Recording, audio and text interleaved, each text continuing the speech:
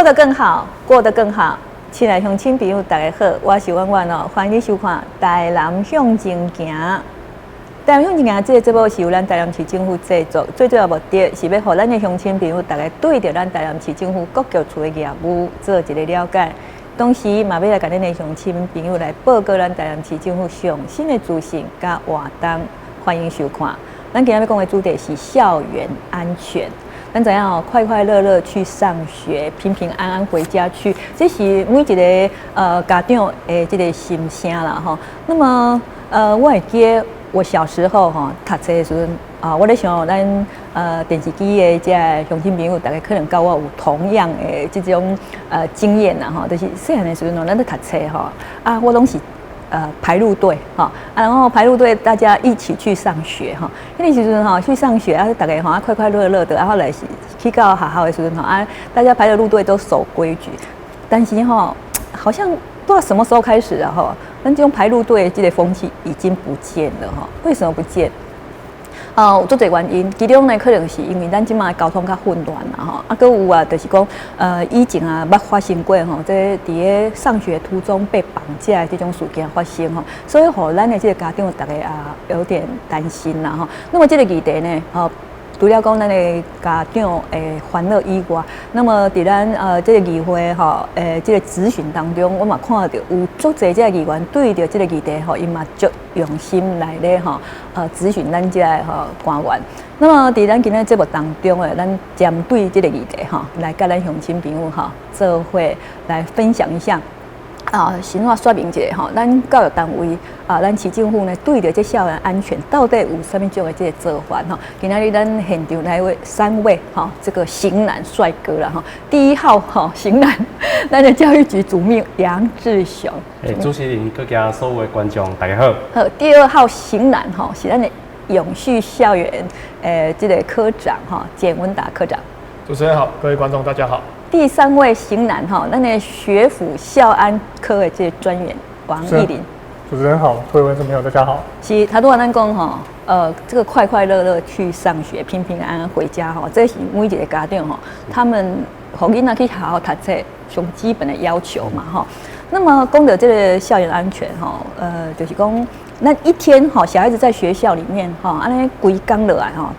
伫学校内底有可能发生的这个校园问题，大概是什么？咱主秘给我们说明一下。甲观众朋友嘛做一个报告啦其实咱台湾的整个校园的安全的部分，其实是算整个的状况是算袂歹的啦阮根据这个教育部有一个校安通报的一个系统来去看，通常会发生讲这校园的事件内底，一般来讲，咱来简单来讲，就是外口的人侵入，个侵入的部分唔是足严重的，比如讲。伊伫无规定的时间内底，伊走去去运动，还是讲伊应该是毋是爱去去迄个囡仔上课时间去去，还有一个上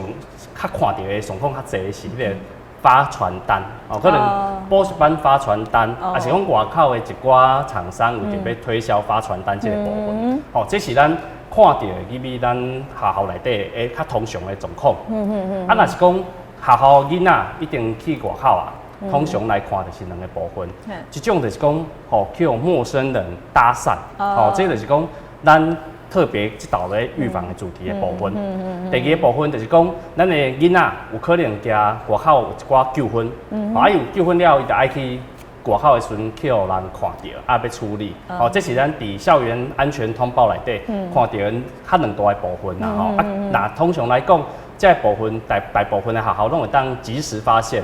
得马上来通报咱教育部，佮加咱教育局的部分，马上来做一寡处理。是，他都话咱主秘有讲到啦会去到学校内底，就是讲唔是学校的老师嘛，唔是迄个学生，就是有一寡，比如讲，咱早上我知影有一寡人拢会去迄个学校内底做运动啦是讲他都话咱主秘有讲到去发传单啦这人其实我在想，基本上他们都不会去危害小孩子啦因只不过是讲有他们的一个需要啦那么他都话咱主秘有讲的，比如讲有人去搭讪的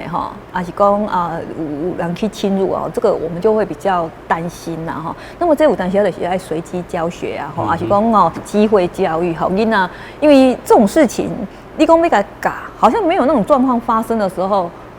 在教囡仔的时候也是这种好像比较没有办法那么贴切了哈。啊，有当下就是爱课啊。但是我们不是喜欢那个事情发生了哈，有那些机会教育哈。那么我怎样讲？当然啦，咱学校1.5因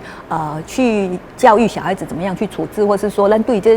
教育学校来对安全的问题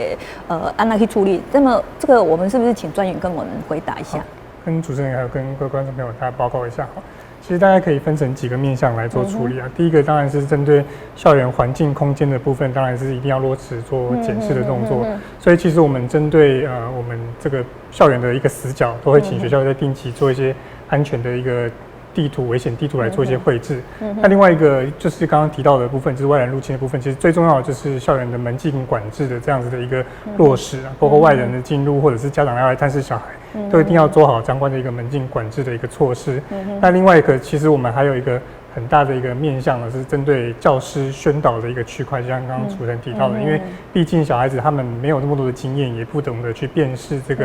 人的这个好坏的程度，所以其实我们都是靠教师在平常的这个宣导的过程中，就要积极来做一些相关的一个宣导。那同时，包括学生自己本身，我们也都呼吁学生这个部分，他一定在放学的一个过程中，千万不要落单。即便是落单的话，他也要有一些这个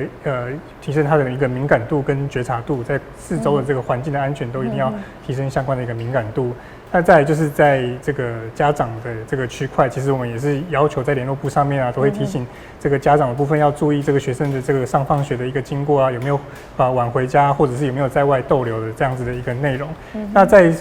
外面的部分的话，我们就会加强这个社区跟警察局这样子的一个合作。那社区的部分当然是我们巡守队这边在放学的一个期间，有没有去这个校园外面啊，可以这个做一些巡逻，然后让这个外人宵小能够有一些会有一些警惕的作用。那还有就是我们有安全商店、爱心商店的一个设置，如果小朋友有紧急上的需求，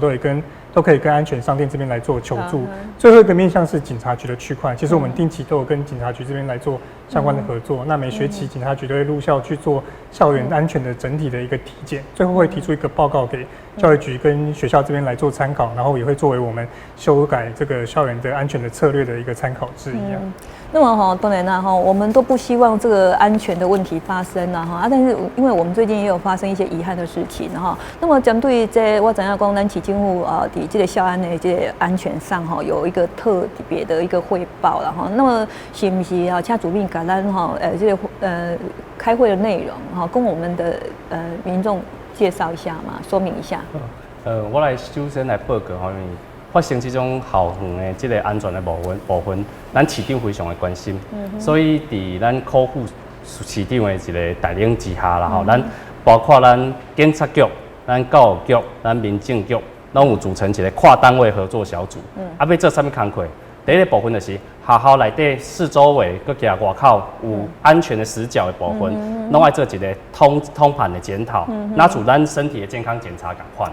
这部分是爱确保讲路灯、咱的路数咱通学步道部分有安全无？这尤其是咱冬天到咱的时间会较紧换，咱有的囡仔是伫课后的时间会搁爱放学部分，这部分是阮列为重点的。阮甲教师做一个较安全的调整，伊伫安全的位置。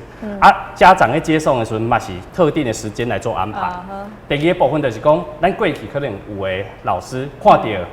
一寡可能感觉可疑的状况的时阵，伊唔知要回报什么单位，所以阮马上加警察局做一个连线的部分。伊只要感觉讲，可能有发现什么状况，伊当随时甲这个讯息传达给咱警政单位，这敏感度要做管啦。嘿，伊这得马上的列案，伊看讲，伊发现的状况，爱马上安怎处理。第三部分就是讲，阮家警察局本身就有一个校园资源的约定书，所以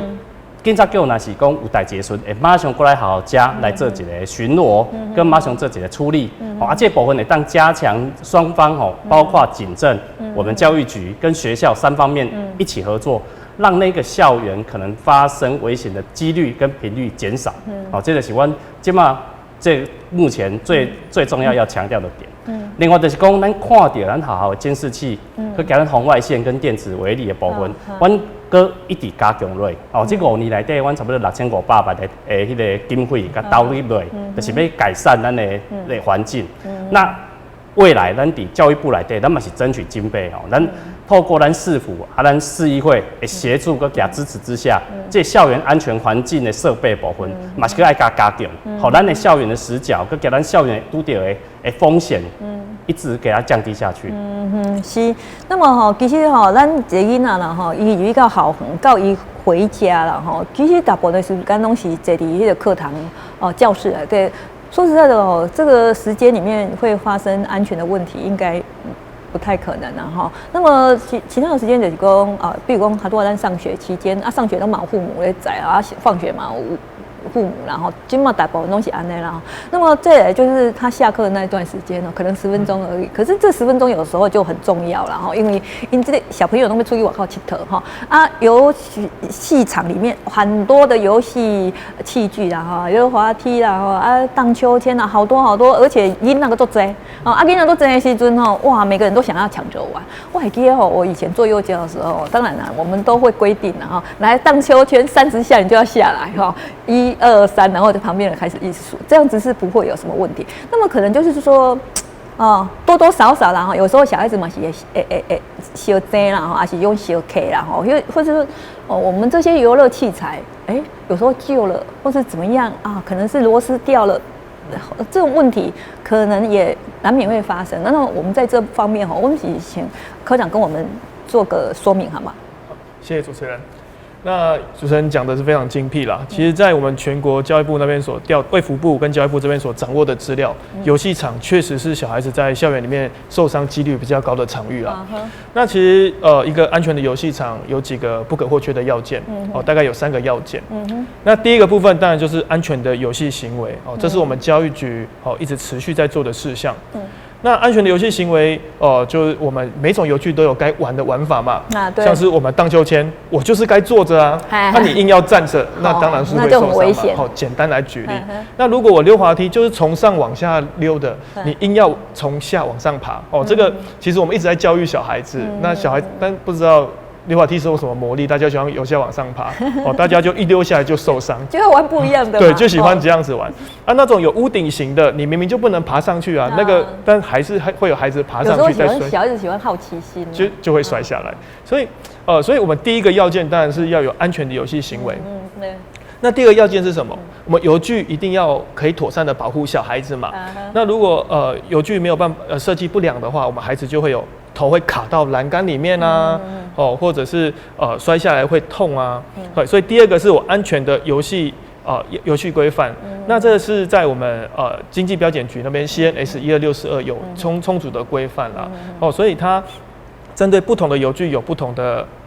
范畴。那第3个就是我刚好谈到的，我们在CNS 12643有谈到是铺面。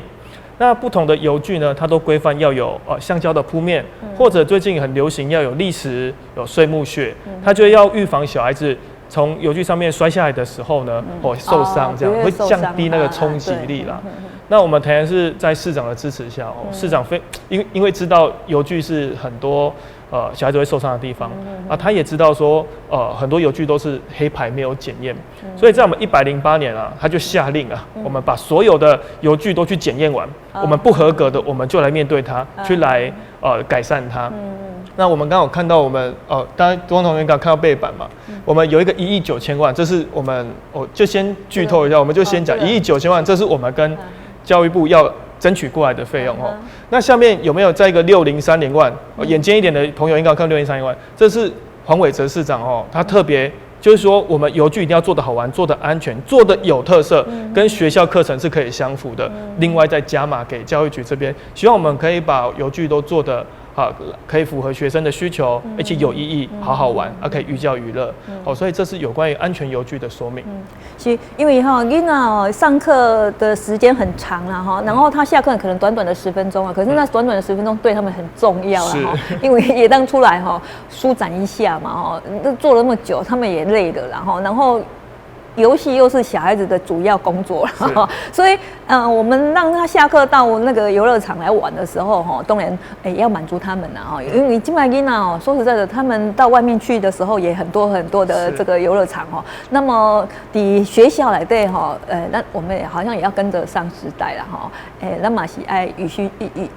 时俱进啊哈，所以呢，我们现在的那个小孩子的游具，刚才想要武作者创新哦，是不是跟我们介绍一下？哦，那简单举几个啦。我们在108年、100年这2年做了蛮多的。那我可能先举着我们最近完成的，培文国小有一个咸菜烫的游具，因为我们麻豆小镇这边，它以前有那种在洗咸菜，所以它就会路边会有那种咸菜烫，把它拿来废物利用。没有，它是借由它的造型借由它的造型来去做它整个游戏场的主轴，就是放在上面。那游戏场是圆，那个咸菜汤是圆嘛，它就围着一个高架式的前菜桶，那旁边有溜滑梯，有攀爬架，有不同的设计，让孩子可以在这个玩的时候呢，也去体认到说，我们以前麻豆的历史是有做过咸菜，那他们校本课程也有把咸菜放进去，所以他们就是在玩的同时呢，也可以学习到他们自己小镇的特色。那再举个例子来说好了，那像左镇国小，它是在108年完成的。那它是在他们的操场不是像我们市区的学校是 PU 啊或者什么，它是用草地操场。其实我们以前传统都是草地啊。对，而且看得很舒服，透水性很好。那它就是连贯的，他说要保持它草地，它就延伸过去做它的游具场，那点缀一些不同颜色的色块，然后去做出很有创意的游具。那比较值得一提的是，如果在观众朋友有左镇人的话，应该有记得我们有一部电影叫做《不倒翁的奇幻旅程》，他也做了一个不倒翁的公仔在游戏场里面给孩子玩，让孩子说，以前有这不倒翁的戏啊，也是让那个以前这部国片去留下一个历史所以是蛮有意义的一件事情。那么就是讲，咱的校园因为我们的学校大部分如果不是新的学校，都有一个年龄有一个年龄的话，有一些校舍它会老旧嘛老旧的部分我们之前有谈过有一部分都已经在改造嘛重建或是说新建那么对的厕所这个部分，好像我们最近也是有在做一些重新再改造，是不是也跟我们介绍一下？厕所其实是代表一个我们学校来讲很重要的一个地方。为什么？因为我们的学校的安全跟卫生都是作为一个学校办学品质很重要的一点。台湾的厕所在全世界来讲，校园的国际交流里面，外国友人其实也会对我们留下很大的印象跟深刻的想法。那其实台南市对这一块是非常重视的，因为我们看到说，我们市长在去年108年的时候也编了1亿的部分跟我们国教署努力的去争取经费来做这个厕所的改建。那截至这5年来，我们其实已经改建1200间的厕所的部分。因为从传统的一条沟，一条沟的是咱较早古早进前干那高啊，嘛无隔板，那个时代早就已经改善完毕了，早就没有这个东西了。我想说现在还有这个吗？这个是绝对不可能发生的那第二部分就是除了这个最基本的要求以外，我们希望说厕所是明亮的，而且最好是有趣的，最好是能够结合地方的特色的。像我们最近我们刚完成像大内国小它是以那个大内地区是酪梨。咱酪梨的文化，所以伊的厕所的迄个颜色色调，佮加风格，就加酪梨风。咱龟南国小的部分，伊是迄个文青风，互人感觉入去的时阵，那就去百货公司的厕所共款。所以每一个学校还是有它的特色。是这是安怎？最后孩子感受到讲，其实咱上一般的环境卫生的部分，拢重视到孩子才敢去上厕所，而且这个如厕文化也代表我们学校的品质。所以我们对这一块的部分，未来还会继续在改建。像我们109年还是有30几间的学校，我们一直在改建当中。因为厕所毕竟一点永远都有20年的时间嘛，我们要一直轮替，让它一直保持它的更新的状态。那么你刚刚有提到有一些学校了有1000多间的厕所嘛应该这几个学校之外还有其他的，是不是再跟我们分享一下？我举例一下啦像我们的那一个永康的部分也有学校，我们也希望说它就是非常的感觉上非常的那个明亮，所以我们厕所其实有些厕所它走的是一种让孩子进去的时候感受到那个色调跟那一种整个光线的部分是美感教育的，因为我们一直强调说，美感的情境它是来自于不同的地方，不是只有我们校园看得到的那些教室，就是连厕所它本身都是一种美感教育的一个养成的过程。因为一般他会跟他讲厕所就是脏脏的地方啊，但是你现在把它做一个比较哈，从小做有文青啊，或者是说有美化的时候，囡仔入去的时候，他就自然较舒服啦哈。啊，跟有一点就是我突然间想到，就是说，咱哪在讲那个校园的安全哦，有时候那个厕所好像是蛮一个隐秘的地方啊。但这部分我们在厕所这个地方有做到什么样的防备吗？其实改建一般的厕所的部分，最重要就是要让它明亮，而且减少死角。那但是隐秘性还是要够。所以我们强调的就是它既安全，但是又能够改变那个传统我们对于厕所好像比较阴暗，然后比较脏乱那个感受。这样孩子他就不会特别说什么状况就会去厕所在那边逗留，但反正他会觉得他是使用上是舒适的，但是又是安全的，这也是我们去追求跟想要去做的一个点。当然哈，我们在安全这部分啦哈，其实我们随时都在注意，但是有一些突发事件呢，我们是很难去预防哈。但是哈，有一些事件发生的时候，当然哦，我们就会绷紧神经哈，大概的各卡要在这一块琢磨啦哈。那么就是说咱这部分哈，我们市政府应该未来哈，我们会有重新的一些规划，或者说啊，以前可能有疏忽的地方哈，我们要再加强。那么这部分是不是嘛？请主秘跟我们说明一下。其实哈，校园的整个安全的部分，我们从学校的一个铺面也要很重视。像我们在那一个明点的部分，特别把通道做改善，因为那有时间呢，孩子在那一个情境上来讲，可能会跑跳。那我们不可能说让叫孩子你就要循规蹈矩的走。所以这个校园铺面，我们市政府的部分也争取花1700万，把铺面部分把它铺平，让我们的环境的部分变得比较安全一点。像我们的整个学校里面的树木，其实也要考虑它的安全性，因为那个有的树木可能有倒塌的危险，所以起建户嘛特别伫每年的部分其实咱市议会支持之下，咱编将近快3000万的部分来改变咱今嘛可能校园内有一些树木有危险或者是生病的状况，所以其实学校的校园咱得给动这一个整体的一个环境要做整体的改善，从厕所、从铺面、从我们树木、从我们看得到的地方，有些部分可以加强的我们加强，有些部分要做体质上的改变，我们也做改变。因为校园的这个安全问题哈，这是家长哈每天把小孩子送到学校来，然后这样子至少有8个小时的时间，然后囡仔一天哈大部分的时间嘛拢伫这个所在，然后除了说回家睡觉以外，那么在这个当中学校当然安全这非常的重要。他除了说来学校要吸收薪资，但是我在想父母更重视的就是讲囡仔的这个安全哈，那么对着囡仔哈，我们除了给他一个安全的环境哈，这重要是我们学校我们政府要给小孩子一个基本的一个安全的措施。那么对着囡仔的这个就是讲以安全意识啊，等于讲随时要提高警觉。那我们这部分是不是有对小朋友做一些什么样的教育？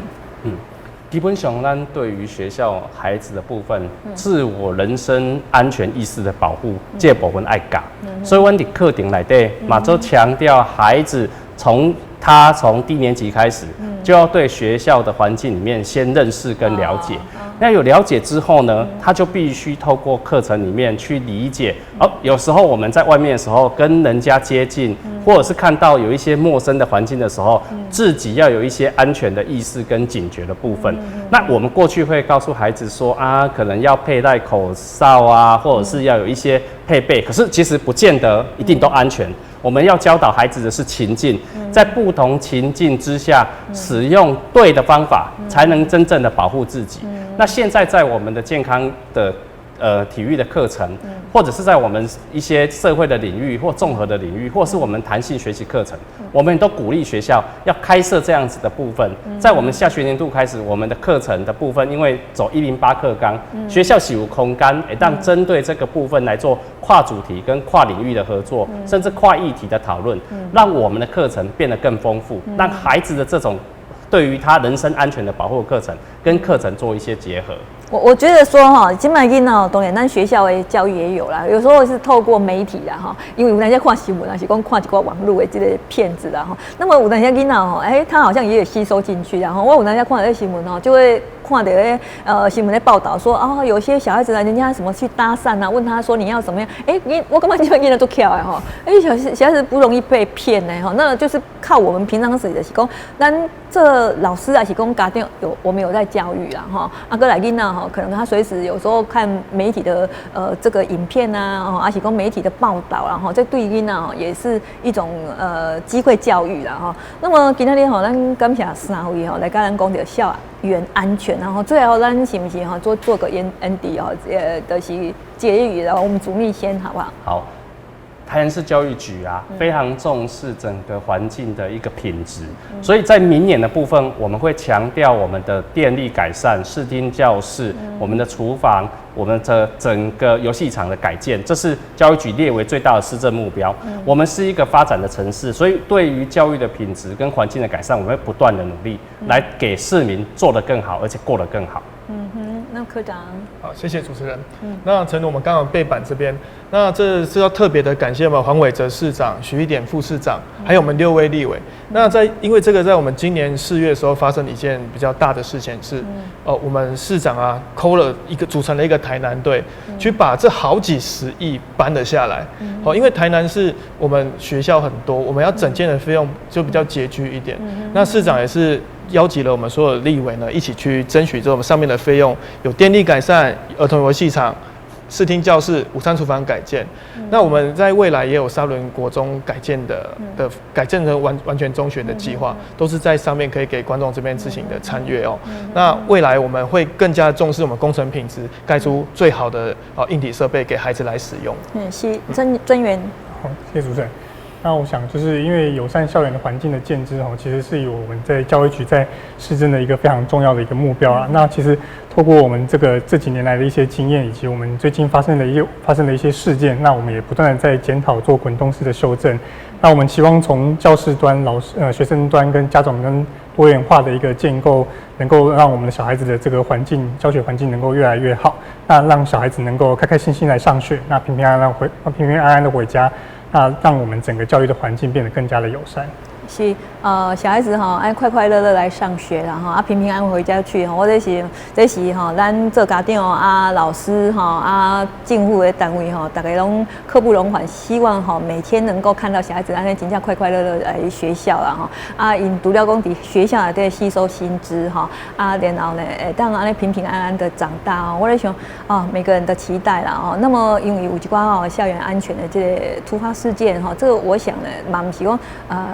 大家愿意看到的有那些借机就是讲机会教育，让咱去省思有时候呢，借着这个机会，让咱去发现讲，我们有哪里的缺失然后我们再去做个改进，或是做个补救来，今天感谢咱3位来到这个节目当中来跟咱讲校园安全的这个议题。那么嘛，感谢咱乡亲朋友你的收看，我是婉婉咱台南乡亲我们下次见哦。